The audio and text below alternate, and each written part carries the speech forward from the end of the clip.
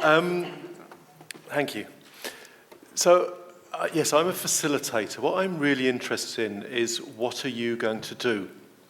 So you out there rather than just the people on the stage. And I was dipping into the 5 sessions, and we've got a slide for each of them which I'll go through. Just can everyone put your hands up if you can't read the slides? It just tells. Can everyone pretty much read the slides? Sure, that's great.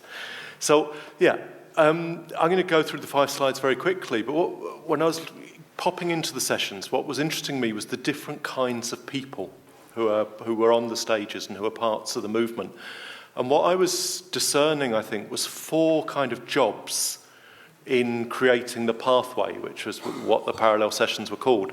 And it seemed to me that the 4 jobs were, and I suppose I'm saying this to invite you to think, well, which of those jobs do you most relate to? The 4 jobs were, one of them was about standing and saying to other people, don't go down that path. Yeah? This, holding a no entry sign or whatever the right kind of sign is and saying, that's not a good path, don't go there.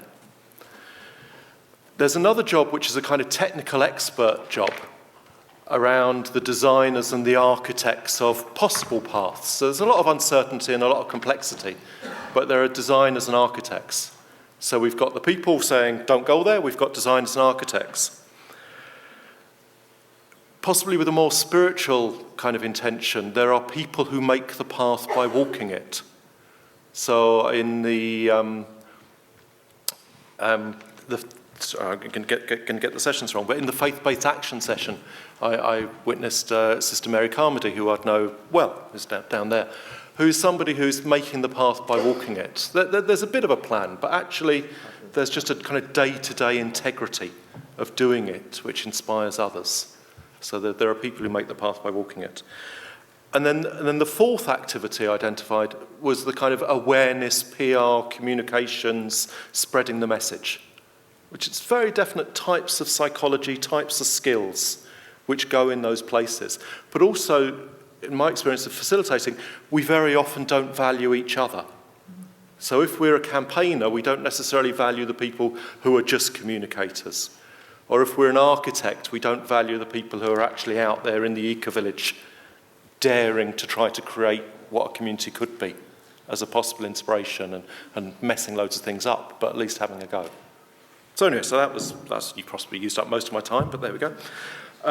So 5 slides very quickly. Faith-based action, I'm sure you've been looking at that. So there's a lived integrity about that, which was coming across really, really strongly.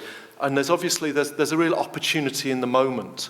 So lots of speakers have mentioned the encyclical, but yeah, Catholic Church in Ireland particularly.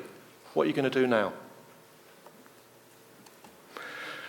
Climate justice and the educational response. So obviously education for sustainable development's been around for a while, but really some basic things about the nature of the education system, the relation between individual and community and collaboration.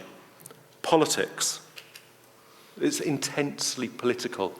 So we like to pretend that, or some of us like to sometimes pretend education isn't a political act. It's an intensely political act. So we're going to have to face that one a little bit and work that one through. The powerful role of the teacher. A lot of power vested in our teachers. Just and sustainable food and farming. So Irish food and farming is not an elephant in the room. The elephant features later. Must be part of the solution. Not just about increasing production, but there's some really difficult conversations that we're going to have in Ireland. So our equivalent of keep it in the ground. If someone can come up with a catchy phrase for what that's like, but there's the Irish equivalent of keep it in the ground. Yeah. Say it again? Keep it off the grass. Keep it off the grass, okay. No, I won't go there. Good. Divestment. We're all in it. Heightened awareness that we're all in it. There's a political agenda. There's this thing about creating opportunities for people to be heroes rather than necessarily just typecasting people as enemies. So actually creating spaces within which people can be the heroes. And there's bits of it which need to be managed carefully. So, again, it wasn't in the whole session, but there's, the words crash were mentioned, I believe. And then I think that's probably the smallest writing, sustainable and just communities. Like eating an elephant, elephant time.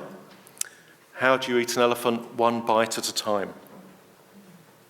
So our connections, our personal connections with place and land, the social relations between us, an opportunity for regeneration, an opportunity for transition, and listening to one of the speakers in particular, an opportunity to party. I particularly like that it was there in the Occupy movement, kind of, I'm not going to the revolution unless it's a party. So, thank you very much.